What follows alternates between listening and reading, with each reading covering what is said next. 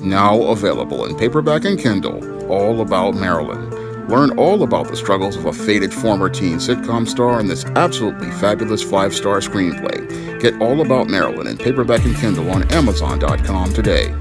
One of my viewers wanted to know, how would someone adapt a comic book into a screenplay? Now, as someone who has experience writing novels, writing comics, and writing screenplays, I can tell you that each medium is completely different, and you have to understand how story works in each medium. Now, a comic book is a series of static images that show a character in dynamic action, whereas a screenplay is a story that sets up a series of sequences that are supposed to be filmed in a dynamic fashion that show a character telling a story from beginning, middle, and end. So you have a series of static images that you have to translate into dynamic sequences on film, and the only way you can do that is through what screenwriters call adaptation. Now, in an adaptation, it is not going to be exactly like a comic book, because there are certain elements of storytelling that cannot be translated into film.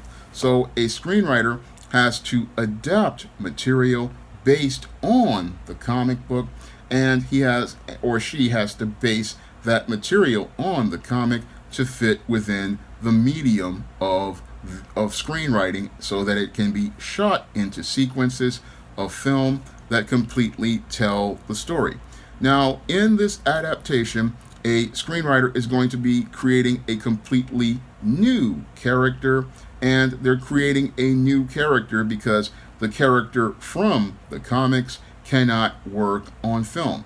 Now, this character will be similar to the character in the comics. This character will have certain personality traits of that character and even have the same name as that character, but it will be a completely new character because you need a new character to tell the story inside of the medium. This is something many aspiring comic writers have a problem with adaptation. They don't understand that you're creating a brand new character, and yes, this character will have a personality and voice similar to your comic book version of that character, but this new character is needed because you need this character to fit within the medium so that they can go out here and be dynamic in all of the sequences that create the entire film. And when you're going out here to adapt that character into a film and creating this new character, you're going to have to ask 3 critical questions. Who is the main character? And that's the first question you're going to have to answer. And the second question you're going to have to answer is going to relate to the conflict, which is, what do they want? So you have to answer the question, what do they want? What does the character want to accomplish inside of this movie? Because what a character wants in a comic is completely different than what a character wants in a movie. What a character wants in a movie has to be something that they can go out here and accomplish. And then you have to introduce the obstacles in their way and what is keeping them from achieving what they want. Now, the third question you have to answer is, why should the audience care? Because if you don't give us a reason to care, there is no reason for the audience to be invested in what they're seeing in the film. Now, after you've established your main character and your conflict, then you have to start learning the techniques of screenwriting, and the techniques of screenwriting are completely different than the techniques of comic book writing. Now, a comic book is written with a small amount of words to describe each panel, and this is a good skill to have with screenwriting, because in screenwriting you're telling the most story with the smallest amount of words. So when you're out here writing a screenplay, you have to understand the reason why you're going to be telling the most amount of story with the smallest amount of words is because you don't have many pages to a screenplay. A screenplay is anywhere between 90 and 120 pages, so you have a major limit to how many pages you can tell a story with. So you have to make sure that you tell your story within that whole parameters of 90 to 120 pages. Otherwise, most production companies are going to reject that script for being too long.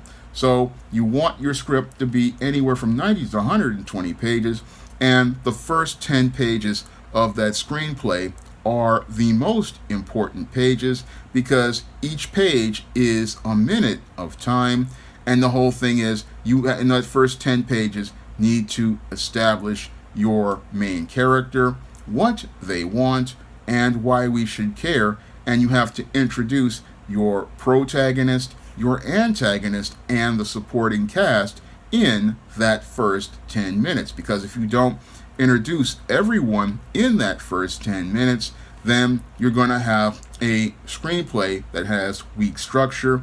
And if you have weak structure, it's going to be hard to wrap a form of a story around that screenplay. So as you're adapting your material, you have to understand that you are very limited by the page restrictions, and you have to try to condense as much story into that 10 pages as possible. So in that 10 pages, you've got to introduce your hero, you have to introduce whatever they're trying to accomplish, and you have to give the audience a reason to care in that first 10 minutes. Because if you don't get people's attention in that first 10 minutes, you're basically going to lose the audience. Or if you're submitting your script, you're going to lose the reader in that first 10 minutes as you're making that film. So this is a big part of adapting a comic book into a script, is again understanding that it's going to be a character based on the comic, not the character from the comic, and you have to be able to capture the spirit and heart of the character's voice in that first 10 minutes. And you have to then, after that, you start going into the character's mission as a character. And again, this is a challenge because, again, you have to do this in 10 minutes, and you have to make sure that the 10 minutes build up into the overall film. Now, as you're adapting your material, you're not going to be adapting it straight out of the comic, because comics have a lot of issues. Some comics have 36 issues, some comics have 50 issues, some have 500 issues or 300 issues, and there's no way any screenwriter can condense all of those issues from that run into one 120 to 90 page story. So a screenwriter has to go out here and pick parts of a character's story from an overall run in order to create their story for the movie. For example, in the movie Iron Man, we see that we get elements from the first appearance of Iron Man in Tales of Suspense number 39, and we also get some buildup from the Obadiah Stane run that ran from, I believe, about Iron Man 162 to issue 200 in the comics, and that was the basis for the movie Iron Man. So the movie Iron Man was not based on every issue of Iron Man. No, they picked a series of stories to be able to adapt to make their story, and they picked elements from each of those stories to make their story. Same thing with Captain America, the first Avenger. They picked elements from the first issue of Captain America, and then they picked elements from other stories, such as the Brubaker run of Winter Soldier, and they picked elements from eras like Mark Gruenwald's run. All of these elements were picked and from different eras and different elements to fit within the parameters of the screenplay, and the screenplay was a completely different story and a completely different entity of its own. Same thing with the characters that were picked. A lot of the characters, like Pepper Potts in the comics, were background characters in Iron Man during the Ironmonger story, and your Pepper Potts was pushed to the forefront of the story as Tony's secretary. And that happens all the time in adaptation. You are not going to make it directly like the comics that are currently being run. No, you're going to be making the story based on its own elements, and it's going to be featuring characters that fit within that world that the creator is making for the screenplay. So they may take characters that and base them on the characters that are seen. Like when I looked at Pepper Potts, there was a little bit of Bethany Cabe inside of that character because Bethany Cabe was a major player in Iron Man during the Ironmonger run. And there are elements of those characters. The same thing with Peggy Carter, who had elements of Sharon Carter within her. They were elements of these characters as these new characters are created, but these new characters are made to fit within the parameters of a screenplay where you need a hero, you need a love interest, you need a bad guy. And while these characters, again, have same names of those characters and some traits of those characters, they are completely different characters that are designed to work on the screen. And that's something, again, many comic writers don't really think about because they get emotional attachments to their characters. And this is something that when you're doing screenwriting, you're going to have to learn how to detach your emotions, because a screenplay is a completely different medium of storytelling. Now, a screenplay, from my experience, is a very indifferent process, and you have to understand a screenplay is a modular form of writing. Now, a screenplay is not going to be something that is going to stay the same. Oftentimes when you have screenwriters, they'll write a script and you have other people working on it, like directors, producers, and actors.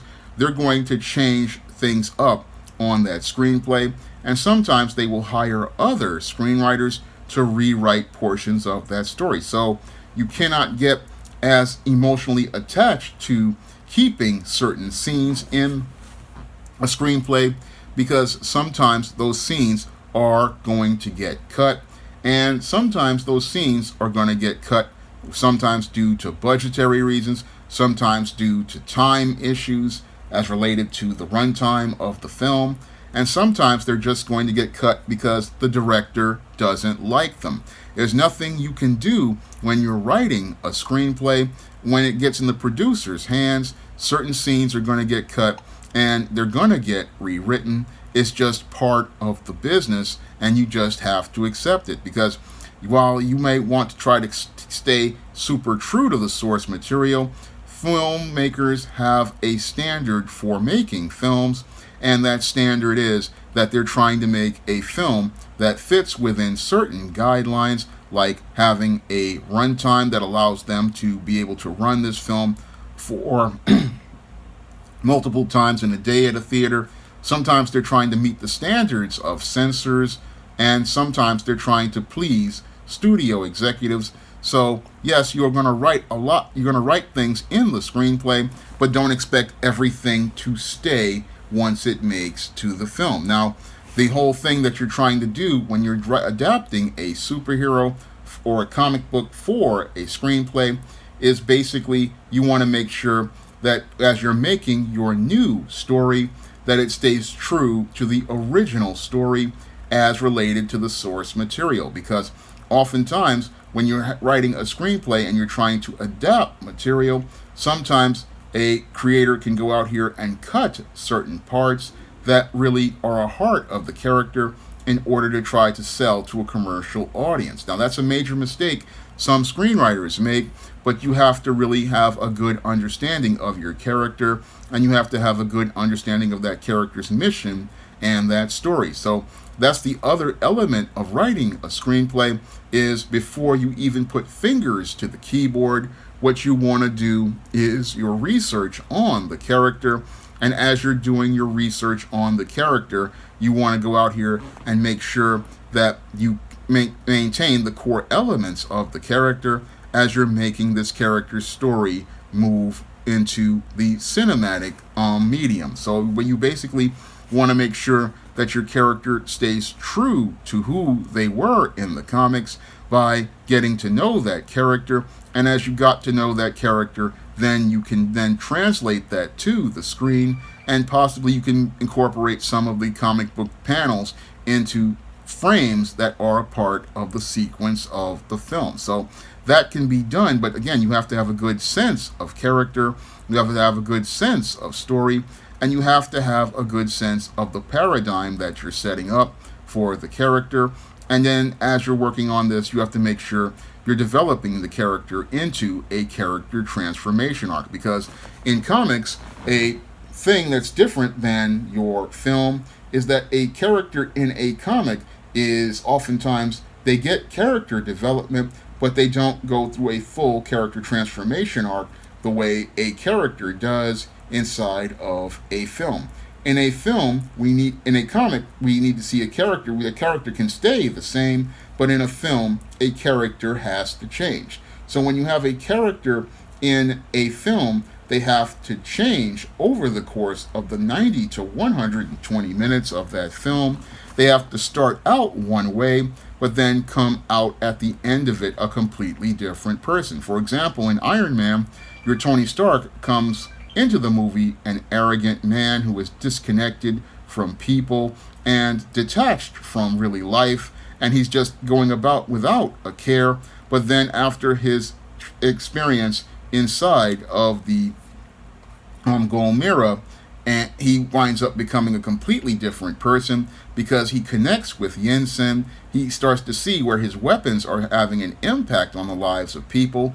And the irony is that as he becomes Iron Man, the greatest weapon, he becomes a person who connects with people and learns how to care about people and looks to protect people from the weapons he created. So there's a character transformation arc as related to the character of Tony Stark, and the character of Tony Stark comes into Iron Man an arrogant, disconnected person, but then at the end of the movie becomes an engaged person who is looking to protect the world from those who would threaten it. Same thing with Steve Rogers in Captain America, the first Avenger. Your Steve Rogers comes in aspiring to be a hero and a soldier, but at the end of the movie, he realizes that being a hero is about making sacrifices, and is willing to sacrifice his relationship with Peggy Carter and his dreams in order to prevent the Red Skull's weapon from going out here and destroying the world. So characters come into a story one way, and they come out of that story a completely changed person. In comics, you can't really do that because you need to make the characters accessible for the next generation of readers, and that's the completely different thing about comic books. Comic books, Superman is always going to be Superman, Batman is always going to be Batman, Iron Man will always be Iron Man, Captain America will be Captain America, and these characters have to stay the same so that another generation can learn how to enjoy them. However, in film, you have a completely different set of rules as related to storytelling, and you have to understand that a character in a movie cannot come out of it the same way that they came in, because if that is the case, the audience has no reason to care, and if the audience has no reason to care, there's not going to be anyone who's going to want to go see this film. So these are the rules that are related to screenwriting. You have to understand that it's a completely different medium, it's a completely different story, and you're going to have to understand that you're going to be going in a completely different direction. Now, the viewer also asked me about how there's a difference between movies and TV movies and TV shows with superheroes, and there's no real difference between the two as related to screenwriting, because in screenwriting, the only difference between a TV superhero and a movie superhero is the budget, because the budget is a lot smaller. What the screenwriters will do is try to condense the story a little further and try to find ways to minimize using special effects So if you have a TV show like a Supergirl, where you only have a $3 million budget per episode, you're going to wind up cutting a lot of things that you wouldn't show on screen. But if you have a Marvel Cinematic Universe movie with a $200 million budget, you have a bigger budget to show more expansive special effects, and you have a budget to be able to build a larger world with other devices like computer generated images.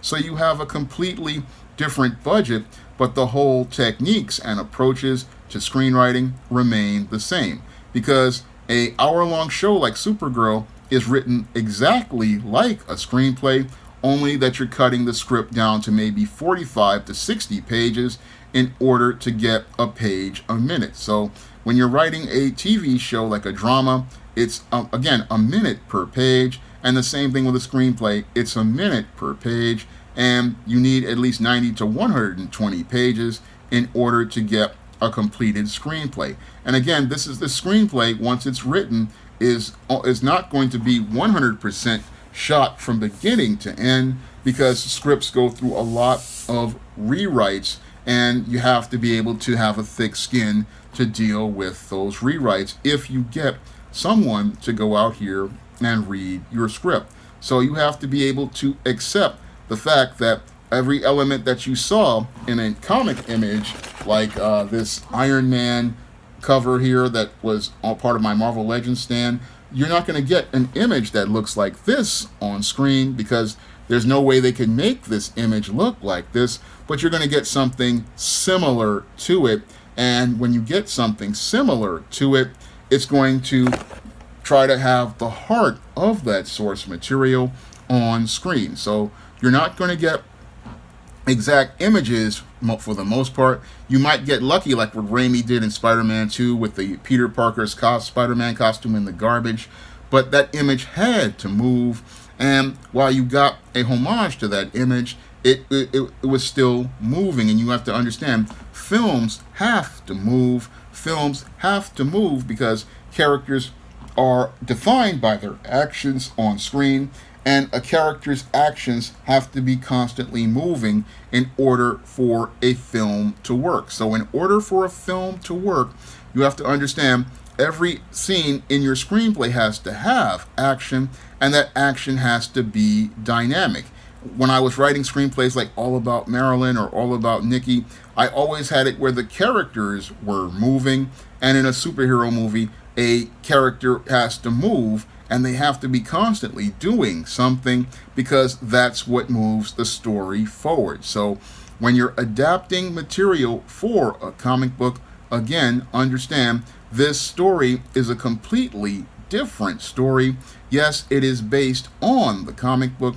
Yes, it is based on the sequences, but the story is going to be something that is completely different, and there will be story elements you're going to have to take out, and this depends on whatever material you're working with. You're not going to make it just exactly like that run of comics or exactly like that comic book, because you need the story to move, and certain characters will be changed because certain characters aren't going to work on screen, certain character actions aren't going to work on screen. So you're going to be doing a lot of modification, but if you know what you're doing, you can stay true to the heart of your material. And if you can stay true to the heart of your material and capture the spirit of that material, then you can have a hit on your hands. I can say that, sometimes you have people who will stay very true to the source material and make a terrible film, but then you can have guys who can stay true to the source material and make a great film. It's all about understanding the techniques of storytelling and understanding what to put in and what works. And you have to understand that, again, a screenplay is a completely different story medium, and you have to understand that when you write fade in, you're going to start in with, again, a very, very condensed storyline. And again, you have to put a lot of story on that first 10 pages in order to make the entire 120 pages work within the 3-act paradigm of a screenplay. So adapting material is a challenge, and you have to, again, do your research, take time to really work on your story craft, because turning a bunch of comics into a screenplay is going to be the toughest work any writer has to do outside of writing a comic itself. Now, I have a comic on Amazon right now, East Ain't No Good Deed, and you can get that comic on Kindle for 99 cents. And I also have two screenplay books on Amazon right now, All About Marilyn and All About Nikki, and I would love for you to take a look at those two screenplay books if you want to learn more about the craft of screenwriting. And if you want to pick up some of my other books on the SJS Direct imprint that feature heroes and heroines like the Isis series, the E-Steam series, the John Hayes series, and the books of the Spinsterella trilogy, you can find all of those books on Amazon.com in paperback and Kindle format. You can also find them on Smashwords, the iBookstore, and Google Play. And if you want to see me do more comic-related videos and screenwriting-related videos, you can donate to my Patreon, my PayPal, or my Cash App by clicking the links in the description box. That's all I have to say for this video. You can comment, rate, and subscribe. Now available in paperback and e-readers, All About Nikki, a fabulous first season. The Fresh Prince of Bel-Air meets Clueless in this absolutely fabulous African-American 1990s teen sitcom. Get all 13 episodes of All About Nikki, the fabulous first season, in paperback and e-readers today.